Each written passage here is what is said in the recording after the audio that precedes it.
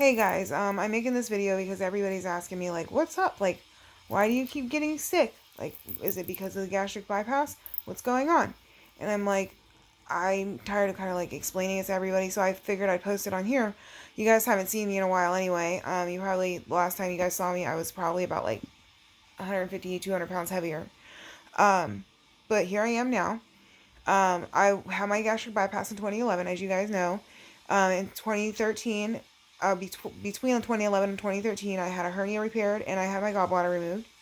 And then in 2013, in May, I got with my ex. A month later, I was in the hospital. Actually, it's funny because 2 weeks before that, had another exploratory laparoscopy because I was having pain. The doctor said I had some scar tissue, cut it out, and that I'd be fine. Well, 2 weeks later, I could not swallow food, I could not swallow water, so he sends me to the hospital. Um, we got there, my pulse was like crazy high, and so was my blood pressure. So like, I think it was either the next day or sometime in the night, he comes and he does another exploratory laparoscopy and finds that my RNY, part of my RNY, which was the type of surgery I had, was completely blocked off, which is why I couldn't swallow food. Um, so he went in and he pretty much revised the RNY, and he found that my liver was fused to my pouch, so he peeled my liver from my pouch. And as they were closing me up, 6 feet of my bowel died, like right in front of his eyes, so he cut that out. Well, the next day, they couldn't get my pulse to come down. I was delirious. I had a really high fever. They did another MRI, and they found that my liver was now leaking into my abdomen. So they went back in, and they sewed it up, and they cleaned out my abdomen. And I got peritonitis, and I got pneumonia on top of that.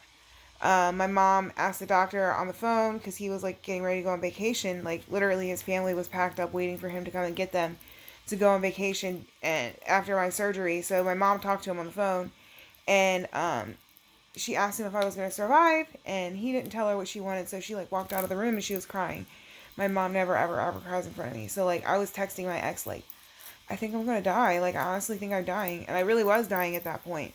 Obviously I survived. I came out of that. And in 2014, I was having pain again in my stomach. So that doctor, the one in Fairfield, he was at this place called Barracks Clinic. Well, they just suddenly closed down one day. He went to Fairfield Medical Center. Um, and he wouldn't take me anymore. I think he knew that he screwed up, and so he didn't want to touch me anymore. So I had to get a referral from my family doctor to a doctor up here, a surgeon up here. I went to that surgeon, and he took one look at me, and he was like, "I'm not letting you go." He's like, "You're too sick. You are way too sick. We're gonna figure out what's wrong with you." He went in, did another exploratory laparoscopy, and found that I had scar tissue just blocking me up, blocking me up. So we cut that out, and he took my appendix. Um, that then in 2015, I kept getting pancreatitis every 2 months. Every 2 months, I was getting pancreatitis. So I was going to the hospital and staying in the hospital for like a week every 2 months until finally they found out that I had a stricture or some scar tissue in my my pancreatic duct. So imagine your pancreatic duct is like a sausage or a hot dog. Imagine like taking a string and tying it really, really, really tight around in the middle of that hot dog, and it looks like an hourglass now. Well, that's what my pancreatic duct looked like. So every time I was eating, my pancreas was producing stomach fluids to digest my food, but it was getting backed up, so I was getting third-degree burns inside my pancreas. So they went in and they put a stent in my pancreas, and the stent stayed in for like 3 months. I walked around with like a little tube hanging out of my stomach, so they didn't have to cut me open again. Then they took the stent out. It was great. I was good. And this was in 2015. 2016, I was really good for the most part, and then during the end of it, I started getting pancreatitis every 2 months again. So, in the beginning of 2016, no, the beginning of 2017, I'm sorry, I found out that I was pregnant. I was excited. He was excited. I miscarried on June 10th. Then I got pregnant again, and I found out oh, you know what? No, I miscarried the second time on June 10th. The first time I miscarried was in like March. Okay, so I'm sorry, you gotta pay attention. You gotta follow here. So the first time I miscarried was in March. Then we got married in May, but I was pregnant again. And the doctors had been telling me that it was what's called a blighted ovum, where like there's a sac but no baby grows. So I was clinging to the hope that maybe my baby was just growing slow. Like I didn't care if it was just slowly developing. Like I would still take care of it. I would still love it. But they finally, after like the fifth ultrasound, I didn't see anything. So they finally convinced me to take these pills that was supposed to expel the baby. So I took these pills. We got married. And like a few weeks later, I had to go to the doctor to get checked up, and she did a pelvic exam, and she sent me to the hospital. I didn't completely expel the child, and so they had to do an emergency D&C. Um, so that was a really low point in my life. But anyway, I'm just telling you this because I'm telling you everything that went on.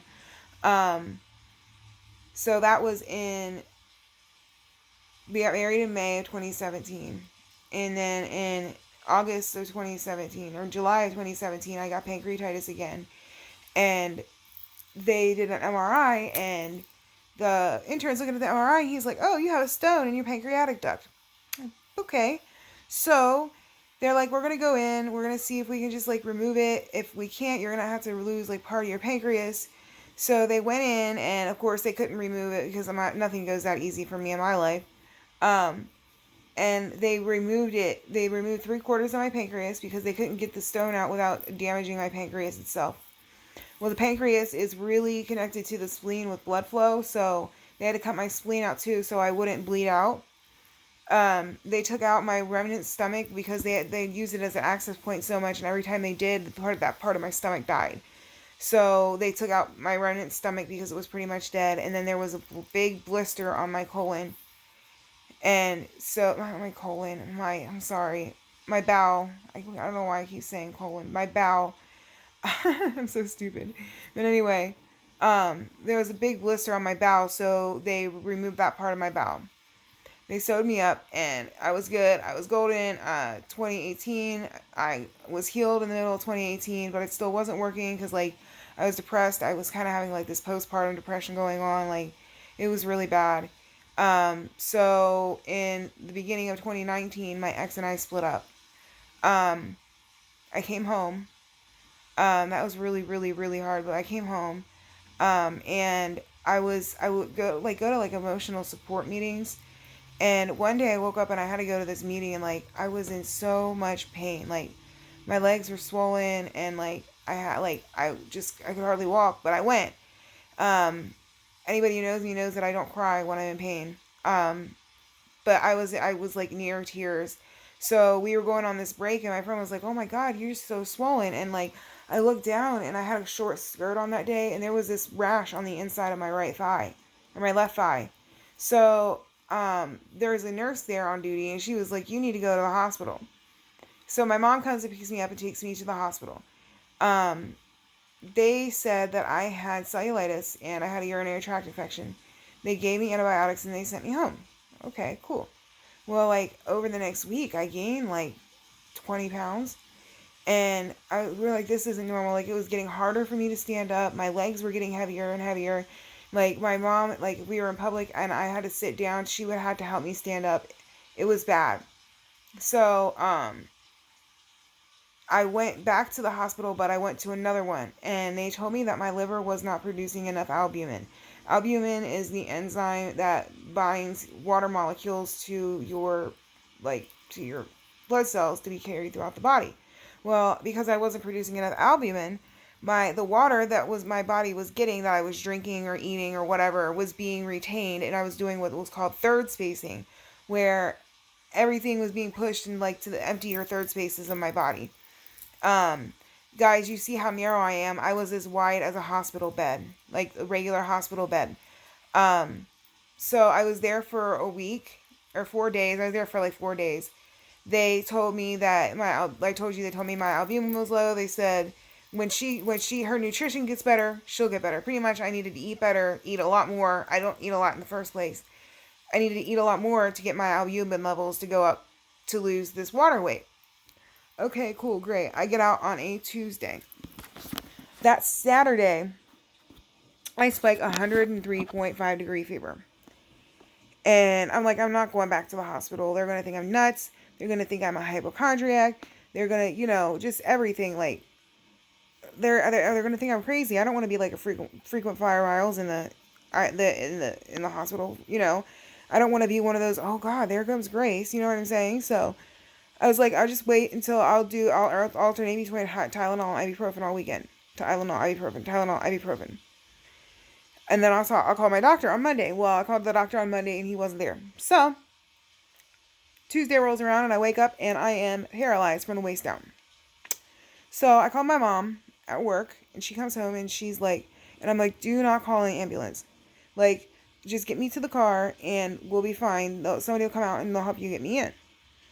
So I'm at this point thinking that I can at least put a little bit of weight on my legs. So I like put my arm around her and she puts her arm around me. My mom is 5'4" and a size 4. And I'm like 5'7". At that point, I'm probably like a size 12. I was wearing like extra large clothes because I gained like 50 pounds in a week. That's crazy. Anyway, so she like drags me down the hall. Like, we're laughing the whole time because it just looks ridiculous. I can't put any weight on my legs, and like, you're stressed out, you laugh.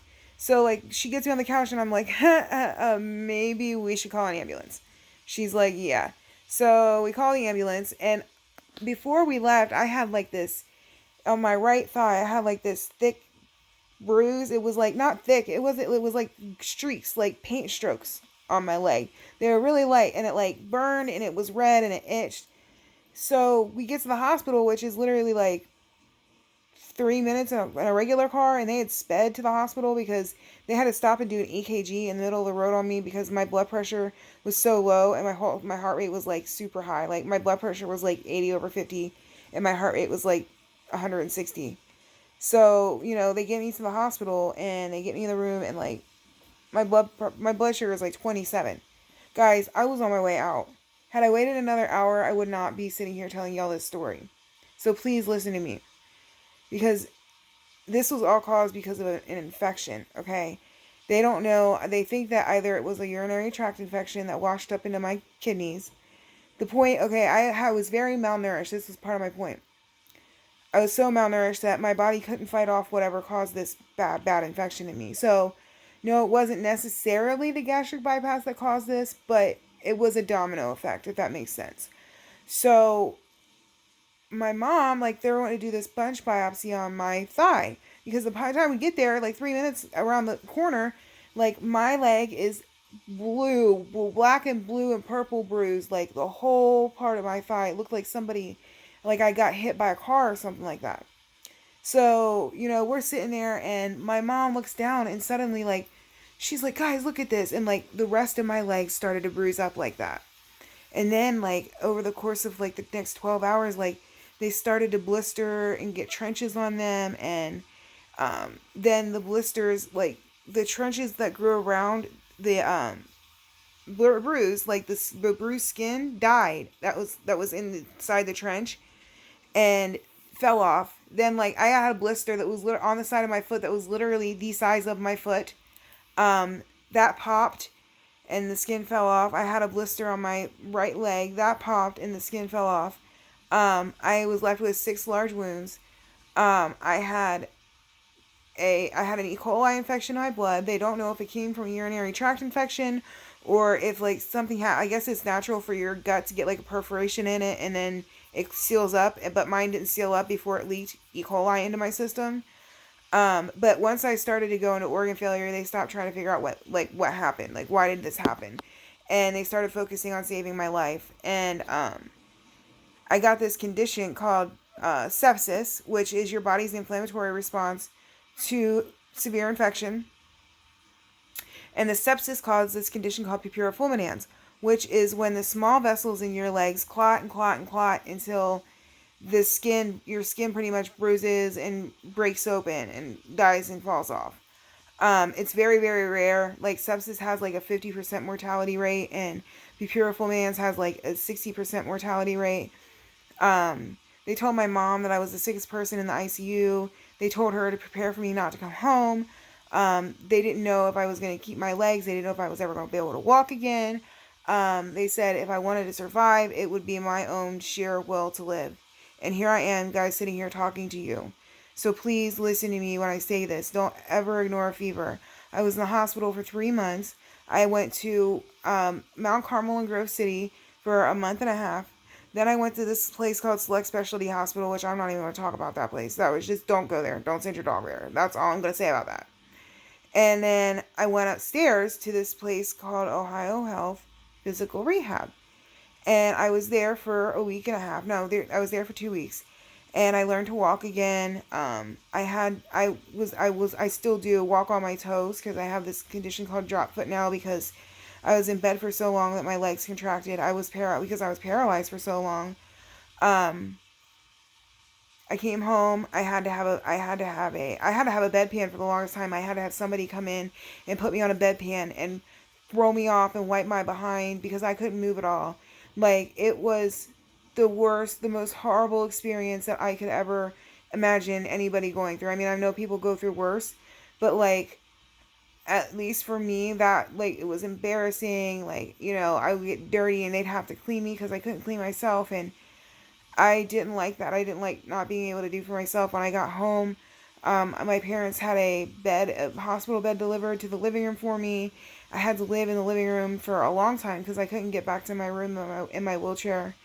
So I had uh, like one of those little porta potty things in the living room, and like I'd go to the bathroom in the living room, but I couldn't clean it out. So then I'd have like physical therapists coming to see me, and I had a nurse because I had a PICC line in, which is a central line from your artery in your arm to your heart, and I had a PICC line in, and I was getting nutrition from that like 18 hours a day, 3,000 calories, 18 hours a day. That's how I gained so much weight. Back I was 105 pounds, and now I'm like, not telling you, but I gained some weight back, which is really good. I do look better. I am healthier. But what I'm saying is, please listen to me when I tell you this.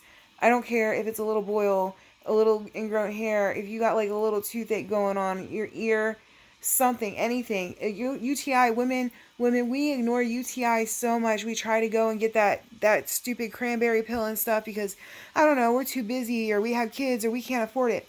But you can't afford what I went through either. You can afford going to get a UTI checked out and fixed more than you can afford laying in a hospital for 3 months.